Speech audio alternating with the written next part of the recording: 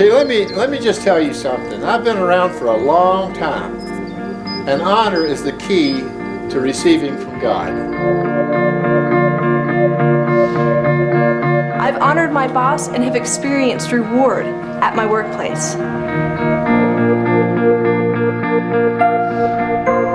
I honor, therefore I am honored.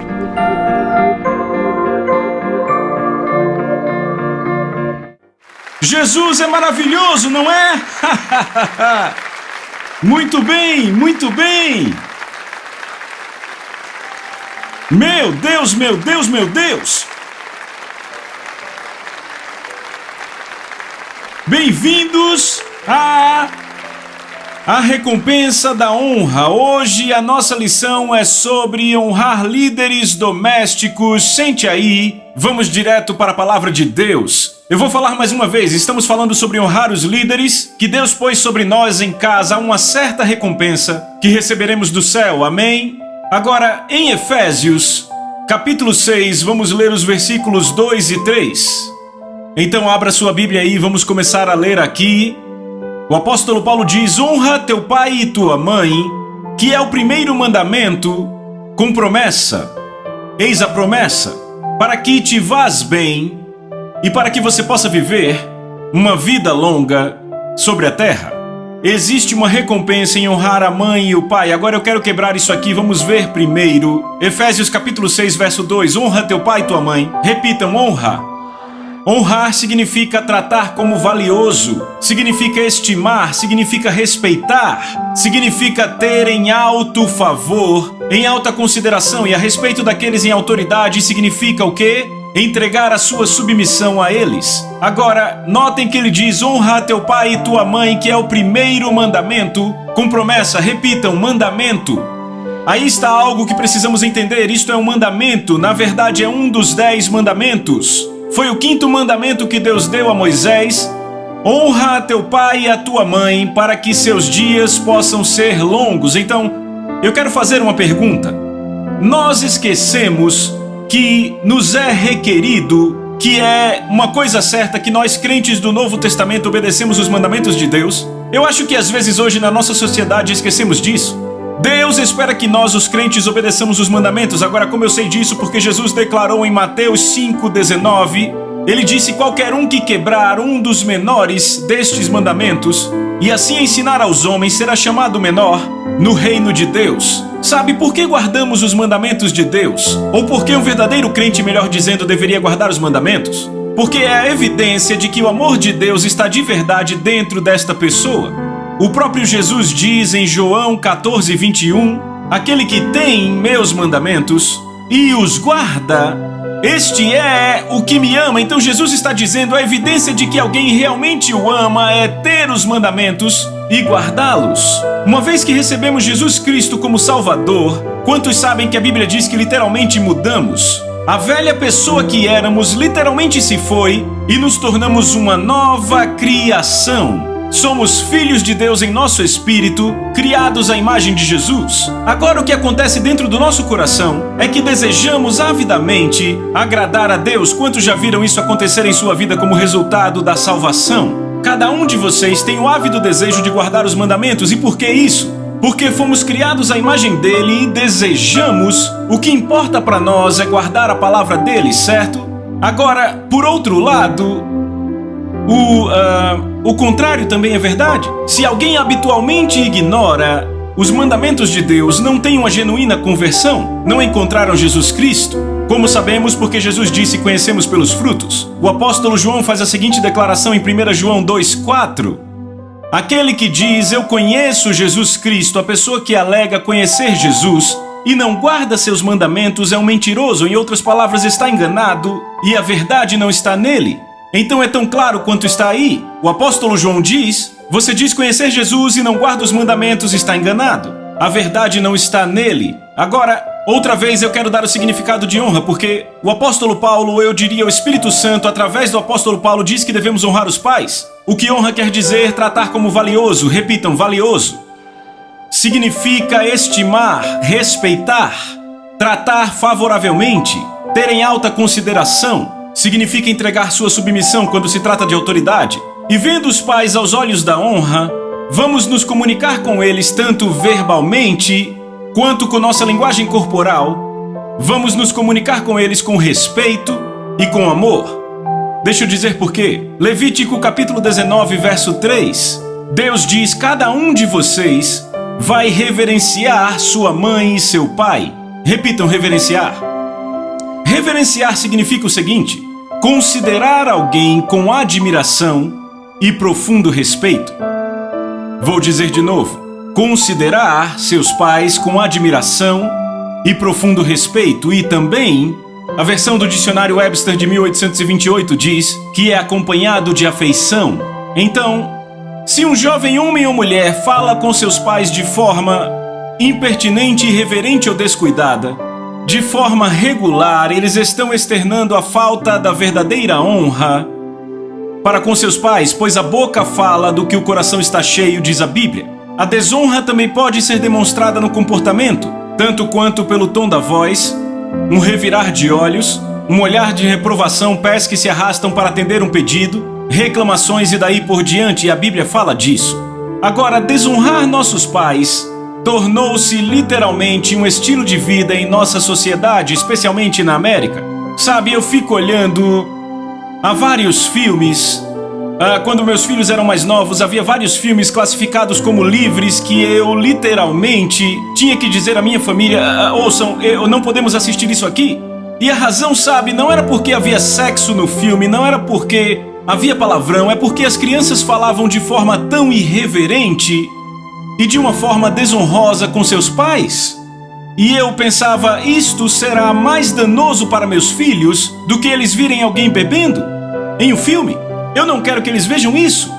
E então havia filmes que as pessoas classificavam como grandes filmes, filmes para a família, e não assistíamos. Estão comigo porque, sabe, é impressionante. As crianças que falavam desrespeitosamente com os pais acabavam sendo os heróis.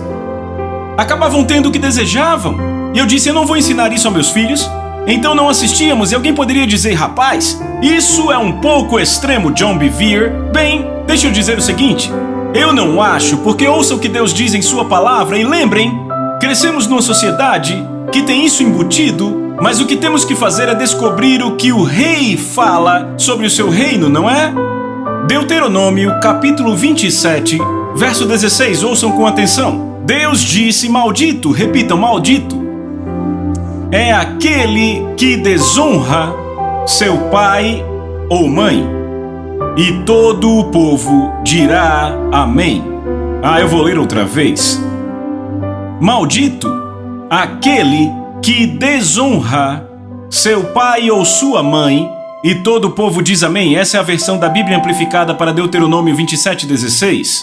Agora, a palavra maldito é uma palavra bem forte. Esperamos que Deus diga: maldito é aquele que assassina, ou maldito é aquele que pratica feitiçaria, ou maldito é aquele que rouba. Mas para Deus dizer maldito é aquele que desonra seus pais, isso é pesado. Estão comigo? Agora deixa eu ir para a Bíblia a Mensagem. Eu amo esta Bíblia porque ela é muito contemporânea. E a Bíblia a Mensagem diz assim: a maldição de Deus está sobre qualquer um que trata mal seus pais. Todos respondem sim, absolutamente. Ouçam isso de novo. A maldição de Deus está sobre qualquer um que trata mal. Como assim? Quer dizer reduzir alguém a um estado mais baixo. Significa subvalorizar. Significa não respeitar. Estão comigo? Vemos isso hoje na nossa sociedade. Viram como algumas crianças tratam mal seus pais? O que elas estão fazendo? Reduzindo eles ao nível delas. Estão comigo? Deus diz que essa pessoa está sob a maldição dele. Agora, não é impressionante que Deus diga isso? Isso não acompanha a nossa sociedade, mas é o que Deus diz. Estão comigo? Agora, vamos rever o conceito de desonra, porque é o que ele diz: maldito é aquele que desonra pai e mãe. Desonrar é tratar como comum, é tratar como ordinário, significa tratar como algo inferior, certo?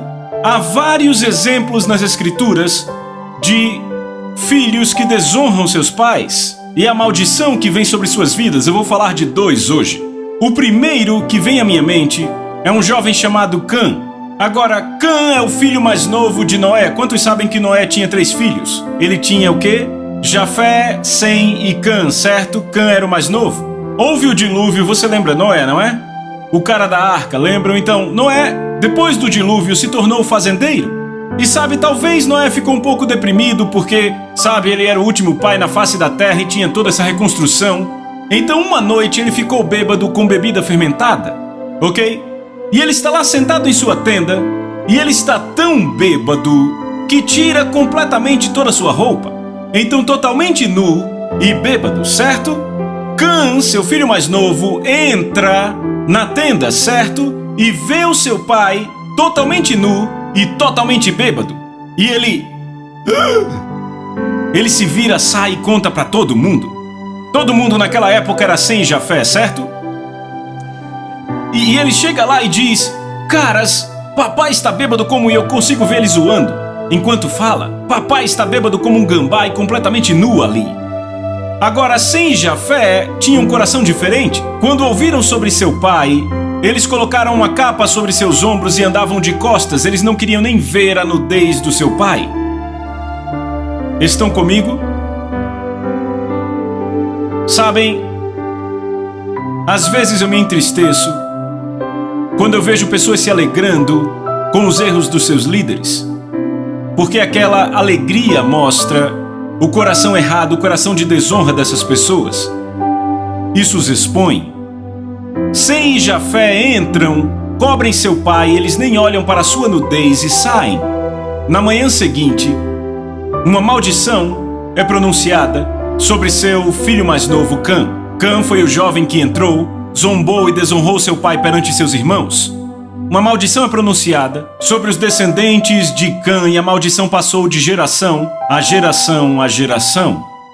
Agora, se você for para Hebreus capítulo 11, onde Deus fala sobre os patriarcas, você vai encontrar Deus em Hebreus capítulo 11 colocando Noé lá em cima.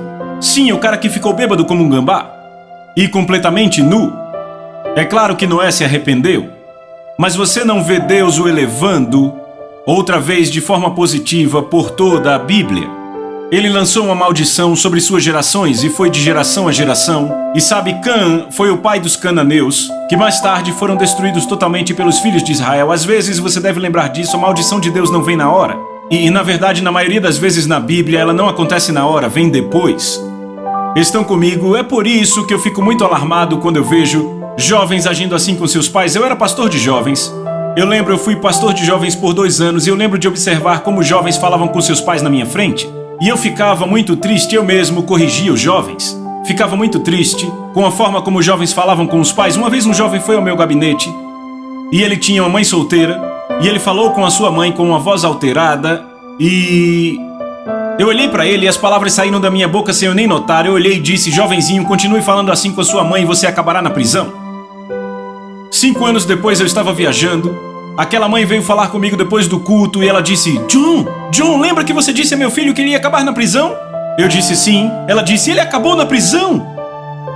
Ela estava empolgada. Eu pensei: como assim? Por que ela está tão empolgada?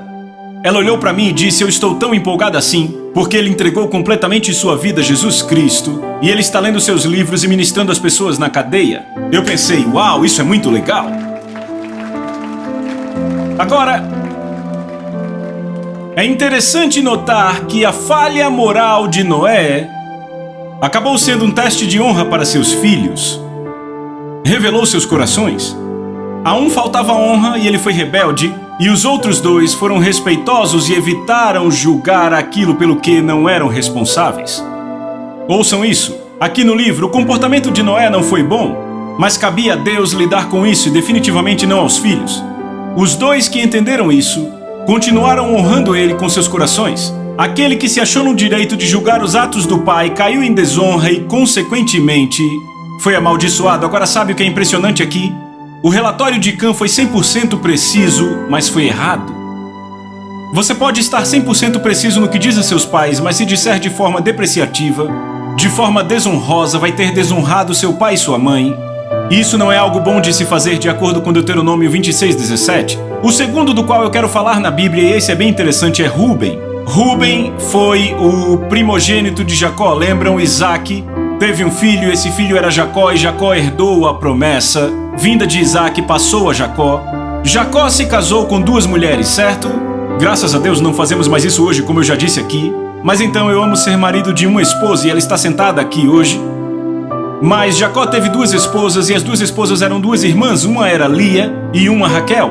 Agora havia uma rivalidade entre Lia e Raquel. Ok? Por quê? Porque Jacó amava Raquel e apenas tolerava Lia, porque ele não queria ter se casado com ela. Então há uma grande rivalidade entre elas. Agora, o que é interessante aqui é que o que acontece é que Ruben é filho de Lia e ele é o primogênito. E a razão pela qual Ruben trouxe maldição à sua vida foi porque ele desonrou seu pai, dormindo com a concubina do seu pai, chamada Bila. Agora, eu acho que tem muito mais nesta desonra aqui do que dormir e fazer sexo com alguém que pertence a seu pai. E eu vou mostrar que tem muito mais aqui, certo? Então, quando Deus viu que Lia não era amada por seu esposo e abriu seu ventre, ela concebeu e deu à luz Ruben. Agora, a resposta dela ao nascimento de Ruben foi a seguinte: ouçam o que ela disse ao Senhor. Agora vejam, Lia e Raquel competiam. Por quê? Porque Lia era uma mulher não amada e Raquel uma mulher amada, certo? Então Lia, realmente frustrada, ela dá à luz o primogênito que é Ruben. E ouçam o que Lia diz quando Ruben nasce: o Senhor certamente olhou para minha aflição e agora desta forma meu marido me amará. Vem o desespero. Isso é Gênesis 29:32. Então vem o segundo filho de Lia e ela o chama de Simeão. Veja o que ela diz depois que Simeão nasceu. Gênesis 29:33. Porque o Senhor ouviu que eu não era amada, ele desta forma me deu também este filho, e ela o chamou Simeão, que significa ouviu. Uma terceira vez, ela dá à luz de novo e o nome desse garoto é Levi. Agora eu quero que vocês ouçam o desespero crescente dela e o que ela diz depois que Levi nasce. Agora, desta vez, meu marido, isso é Gênesis 29:34. Desta vez, meu marido se unirá mais a mim, porque eu lhe dei 3 filhos. Desta forma, seu nome será Levi, que significa unido. Você vê como ela estava desesperada pelo amor do seu marido, pelo amor de Jacó. Estão comigo? Então, Raquel vê que Deus está prosperando Lia. Ela já tinha 3 filhos e você sabe que isso contava muito naquele tempo, certo? Então, Raquel fica desesperada, a irmã de Lia. Então, Raquel diz: eu tenho uma serva e seu nome é Bila. Então, ele traz a serva a Jacó e diz: ouça, eu quero que você case com Bila e dê à luz um filho através de Bila para mim, porque ouço o que ela diz em Gênesis 33. Eis a minha serva Bila, coabita com ela para que ela dê à luz e eu traga filhos ao meu colo, para que eu também possa ter filhos por meio dela. Então Raquel aí dizendo: eu tenho que prevalecer contra Lia. Então, uma vez que o bebê nasce, Raquel diz o seguinte: com grandes lutas tenho competido com minha irmã e logrei prevalecer. Isso é Gênesis 30, verso 8. Então, enquanto isso, Ruben está envelhecendo, certo? Temos muitos bebês nascendo aqui por semana. Provavelmente Ruben está lá e Ruben vê o sofrimento da sua mãe. E sabe o que acontece? O ressentimento entra nele. Por quê? Pelo que o pai está fazendo. Estão comigo? Agora veja, o que Jacó está fazendo não amando Lia não é uma coisa boa, porque Deus, vendo que ela não era amada, abre o ventre dela. Então esse ressentimento cresce em Ruben. Então ele cresce: eu não acredito no meu pai, ignorando a minha mãe assim e favorecendo Raquel. Então Ruben se sente mal por sua mãe, vai ao campo e encontra mandrágoras, que é um tipo de flor, e traz para ela. Quando Raquel vê que Lia tem mandrágoras, Raquel olha para Lia e diz: eu quero essas mandrágoras. E então Lia diz: eu te dou essas mandrágoras se você deixar que eu durma com Jacó esta noite. Então aqui estão elas barganhando para ver quem vai dormir com Jacó hoje à noite, certo? Então ela entrega as mandrágoras e lá vem Jacó do campo e ouçam o que ela diz a ele, é muito engraçado. Ela diz: você deve me possuir, pois certamente eu te contratei com as mandrágoras do meu filho. Gênesis 30:16. Estão vendo isso? Agora fica evidente a partir disso que a maioria das noites em que Jacó dormiu com alguém, ele estava dormindo com Raquel, ignorando Lia. Então Lia teve que alugá-lo para dormir com ela. Então Ruben está absorvendo tudo isso que acontece, dolorosamente absorvendo, e o ressentimento cresce contra seu pai dia após dia. Estão vendo isso? Então agora, finalmente, Raquel tem um bebê e o seu nome é José. E agora as coisas ficam piores, porque agora Jacó favorece José sobre todos os outros 10 irmãos, nascidos de Bila, a serva de Lia e de Lia. Ele dá a José uma túnica de muitas cores. Rúben olha isso e pensa: eu sou o primogênito, este é o 11º filho e ele é filho de Raquel e ele dá a ele a túnica. Veem isso? Está piorando, certo? Então agora vejam o que acontece aqui. É incrível. Quando a família teve que fugir de Labão, Esaú ouve que Jacó, todas as suas esposas e seus 11 filhos estão vindo, e Esaú pega 400 homens e agora ele vem para encontrar com Jacó. E Jacó diz: rapaz, eu lembro do que Esaú falou, ele falou que ia me matar. Então Jacó está com medo. E sabe o que ele faz? Ele divide sua família em 4. Certo? Qual o pensamento? Ele quer proteger sua linhagem, sua posteridade, certo? Então ouçam o que ele faz, vejam como ele divide. Gênesis 33:2. Pôs as servas e seus filhos à frente, Lia e seus filhos atrás deles, e Raquel e José por últimos. Então as servas e seus filhos à frente, os primeiros 2 grupos. Então Lia e seus filhos, o que inclui Rúben. E então o último grupo com Jacó é Raquel e José. Agora Rúben está borbulhando de raiva. Imaginem meu pai me colocando lá na frente de José e Raquel para que a gente morra e proteja eles. Estão acompanhando? Veem o que acontece? Agora isso aqui só piora e piora e piora. Certo? O tempo continua a passar e Raquel dá à luz o 2º filho aqui. Ela morre dando à luz a este filho Benjamim. Quando ela morre, Jacó se enluta e constrói um enorme coluna, um enorme monumento para o túmulo de Raquel. E quer saber, ainda se fala desse túmulo hoje? Sabe, há anos atrás eu estive em Israel com Lisa e quer saber, fala-se do túmulo de Raquel e nada se fala do de Lia. Nunca houve um grande monumento para Lia, mas houve um grande monumento para Raquel. Então Rúben está borbulhando de raiva. Estão acompanhando? Estão acompanhando? Logo depois que Raquel morre, imediatamente, em 2 versos é o que a Bíblia diz, Rúben vai e deita-se com Bila. E Bila era serva de Raquel.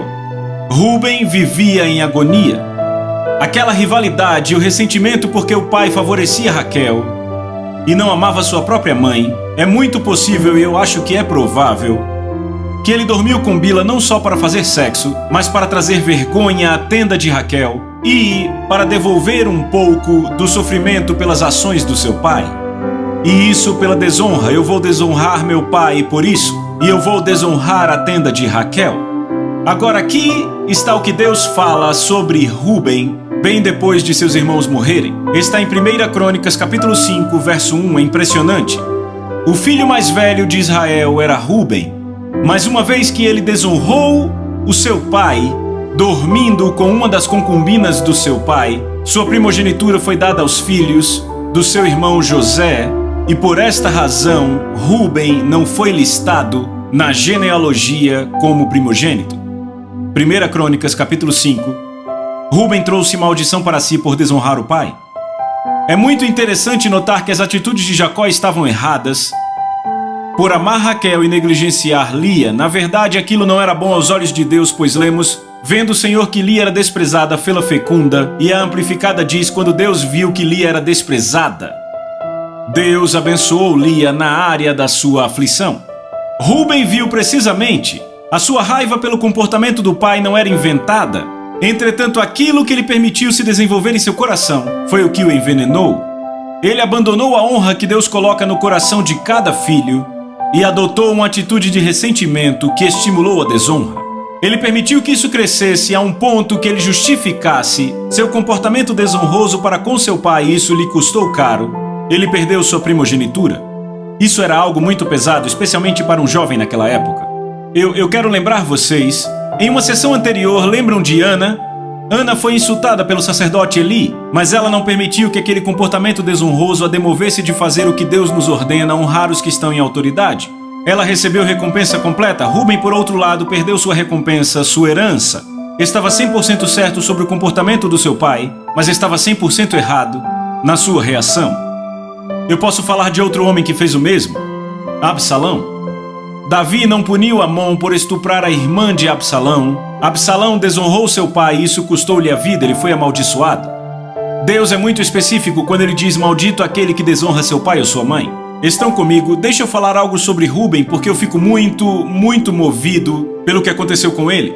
devemos lembrar que nunca devemos permitir que o comportamento errado de outra pessoa nos afete. Eu vou dizer de novo, não devemos nunca deixar que o comportamento errado de alguém nos afete. Vocês lembram de Moisés e os filhos de Israel no deserto? Em Números capítulo 20 diz que eles chegaram num lugar sem água e já fazia tempo que estavam sem água. E os filhos de Israel reclamavam de novo. Ouçam com atenção. Lembrem-se que Moisés realmente queria chegar à terra prometida, não queria? Ei, vamos! Mas quer saber, por causa do comportamento deles, do comportamento estúpido, não entraram na terra prometida por 40 anos? Não por causa de algo que ele fez, mas por causa do que eles fizeram. E agora reclamam de novo, e a reclamação deles foi o que custou os 40 anos no começo. E Deus diz a Moisés: fale a rocha e a água sairá. Moisés está tão frustrado que ele pega o cajado e diz: aqui está, seus rebeldes, podemos trazer água dessa rocha, e acerta 2 vezes. E o que é impressionante, a água sai da rocha. O milagre aconteceu, mas depois que beberam e ficaram: somos tão estúpidos. Deus diz: Moisés, vem aqui, quero falar com você. Você não vai entrar na terra prometida pelo que fez? Estão comigo? Agora vejam que o salmista fala sobre isso, ouçam aqui. Salmos 106, 32 e 33. Indignaram Moisés também nas águas de Meribá. Então sucedeu mal a Moisés por conta deles, porque se rebelaram contra o Espírito, e Moisés falou irrefletidamente. Então o comportamento mau contínuo deles fez com que Moisés agisse errado, e eis o que eu escrevi na margem da minha Bíblia. Não podemos culpar o comportamento de outros pelo nosso mau comportamento. Quando entendermos isso como crentes, nossa vida vai mudar totalmente. Eu disse vai mudar totalmente, é um bom lugar para gritar amém. Vamos voltar para Efésios 6, 2 e 3 na sua Bíblia, acompanhem. Honra a teu pai e a tua mãe, que é o primeiro mandamento com promessa. Repitam, promessa. Você pode escrever acima de promessa a palavra recompensa. É o primeiro mandamento com recompensa. E qual a recompensa Deus disse nos 10 mandamentos? Na verdade é dobrada, repitam, dobrada. Número 1, para que te vá bem. E número 2, para que você possa viver uma vida longa sobre a terra. Olhe para mim, Deus diz que se você honrar seus pais, número 1, você irá bem. Será bem sucedido nos negócios, empreendimentos, ministério, na vida, tudo te irá bem. Número 2, Deus diz que te dará uma vida longa. Sabe o que Deus está dizendo? Você não vai morrer prematuramente de alguma doença estúpida ou acidente se honrar seus pais. É aqui que você se empolga. Alguém diz, mas peraí, John, peraí. Eu conheço alguém que honrou os pais e morreu prematuramente. Temos que entender algo. Todas as promessas de Deus na Bíblia não são automáticas, são adquiridas por fé. E você diz, ei, peraí, o que você quer dizer com isso? Eu vou dar um exemplo. Se olharmos para Isaac, Deus fez uma promessa que por Isaac a semente viria, não é? As nações viriam de Isaac. Quem escolheu a esposa de Isaac? Deus. Lembram que o servo de Abraão foi e ele orou e ele disse, Senhor, a mulher que o quê? Me der algo para beber, me der água do poço e der a todos os meus camelos de beber, que ela seja aquela que você apontou. Deus, você apontou para Isaac. Bem, lá vem Rebeca assim que ele terminou a oração. Ela dá água a ele e diz, deixa eu dar água aos camelos. E o servo de Abraão, uau! Certo? Oração respondida bem diante dos olhos. Então, aqui está a mulher que Deus escolheu para Isaac. O servo de Abraão a leva para Isaac. Eles se apaixonam, eles casam, mas acontece que Rebeca é estéril. Não pode ter filhos. Mas espera aí, por que Deus apontaria uma mulher que não pode ter filhos para ser esposa de Isaac? As nações deveriam vir de Isaac? Se a promessa for automática, por que ele tem uma mulher estéril? Ouçam isto. Não aconteceu até... Isso é maravilhoso. Gênesis 25, 21. Isaac orou ao Senhor por sua mulher, pois ela era estéril. E o Senhor lhe ouviu as orações e Rebeca concebeu. A Amplificada diz, Isaac orou muito ao Senhor por sua mulher, porque ela não podia dar à luz um filho. Não aconteceu até que Isaac clamou ao Senhor, e o que ele clamou ao Senhor você me prometeu por aliança, que as nações viriam por mim. Você terá que abrir o ventre dela, pai, para que isso aconteça. Ele estava repetindo ao Senhor a aliança, e quando ele orou fervorosamente, Deus abriu o ventre dela, e aí vem a promessa.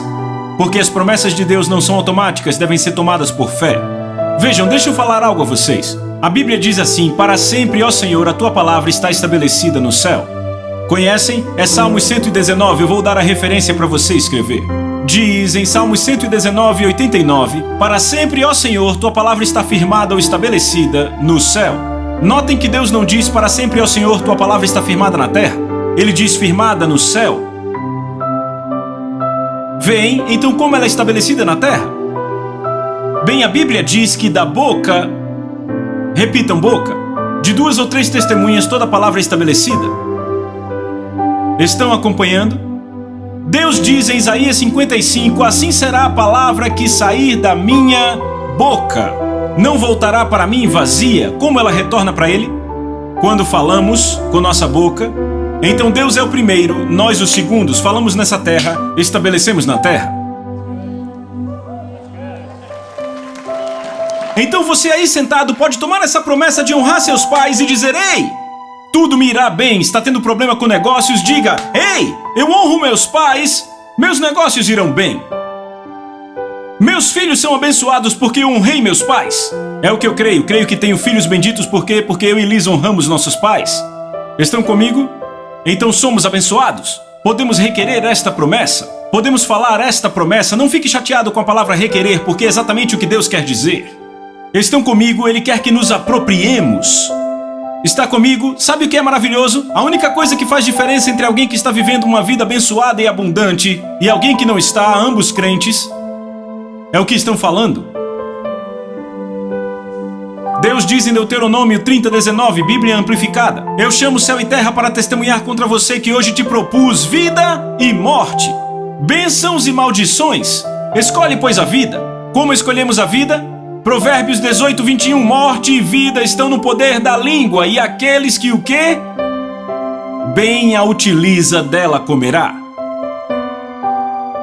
Por que cargas d'água falaríamos fracasso, derrota das nossas vidas quando honramos nossos pais e temos promessa garantida? Tudo te irá bem. Pegaram isso? Pegaram isso? Agora, eu quero falar bem rápido sobre isso, porque nós não temos só filhos em casa, mas também temos o relacionamento marido e mulher. O que a Bíblia diz que a mulher é chamada a honrar seu marido em casa, porque no lar, o marido é o líder doméstico do lar, certo? Ele é o cabeça da casa, ou seja, ele é o cabeça da união entre o marido e a esposa, certo? Efésios 6:23 na Bíblia amplificada. Ouçam isso com atenção. Que a esposa cuide de respeitar e reverenciar seu marido, que ela dê atenção a ele, que o considere, honre a ele, prefira a ele, venere-o e o estime, e que ela se submeta a ele, louve-o, ame e admire extremamente. Não fui eu que disse isso. Eu quero dizer algo. É como a minha esposa me trata, isso aí. E eu vou te dizer algo, a minha esposa é uma mulher muito abençoada. Ela recebe recompensas porque ela honra seu marido. Ela honra Deus primeiro, mas honra seu marido. Estão comigo? Eu disse, estão comigo? Provavelmente eu vou falar de forma mais apropriada e extensiva sobre o marido honrar a esposa em sessões futuras. Porque eu quero falar mais disso, pois eu vejo mais necessidade disso na América do que as mulheres honrando os maridos. Ok, então eu vou falar isso por agora, mas como eu tenho que cobrir tudo, eu devo ler isto aqui. Eu devo dizer isso e é verdade, porque há situações em que esposas não falam respeitosamente com o marido. Eu já vi esposas, eu estava acompanhado de pessoas e vi esposas falando mal com os maridos, desvalorizando os maridos, criticando os maridos, caçoando dos maridos, e o que estão fazendo? Estão desonrando o marido. E a coisa triste é que elas não estão machucando o marido, estão machucando a si mesmas. Por quê? Porque perdem a recompensa. Sabe, eu lembro, estava numa igreja enorme na Europa, e veio uma mulher nessa igreja enorme e disse para mim: você é a razão por eu ainda estar nesta igreja? Eu disse: como assim? Ela disse: John, há muitos anos atrás essa igreja passou por uma enorme mudança de liderança.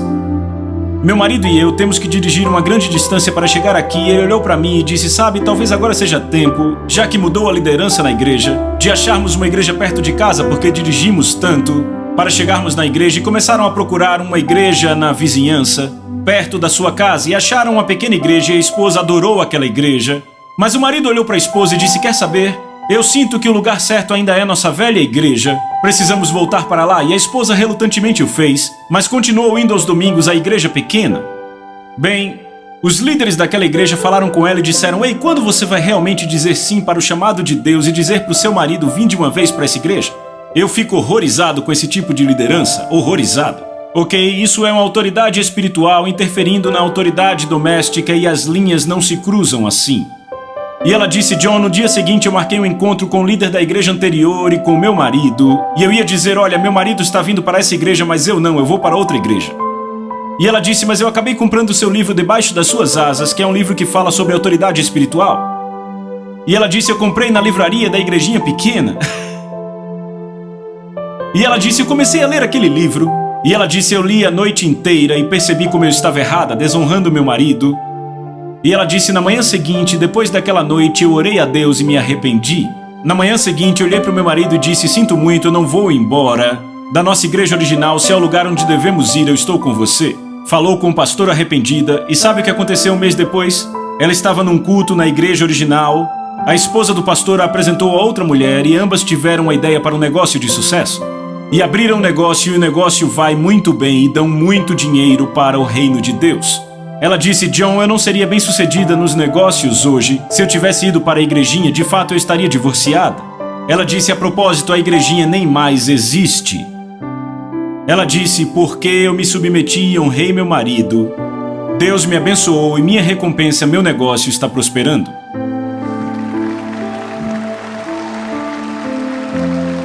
Eu vou ler 1 Pedro capítulo 3, versos 1 e 2. Mulheres, sejam igualmente submissas a seus maridos, subordinem-se, como sendo secundárias e dependentes deles, e adaptem-se a eles, de modo que, se eles ainda não obedecem à palavra, possam ser ganhos não por discussões, mas pela vida piedosa de suas esposas, ao observarem a forma pura e modesta como vocês se conduzem juntamente com a sua reverência por seus maridos. Devem sentir por eles tudo o que a reverência inclui: respeitar, submeter-se, reconhecê-los, honrá-los, estimá-los, apreciá-los, valorizá-los e, no sentido humano, adorá-los, admirar, elogiar, serem dedicadas, amá-los e desfrutar dos seus maridos.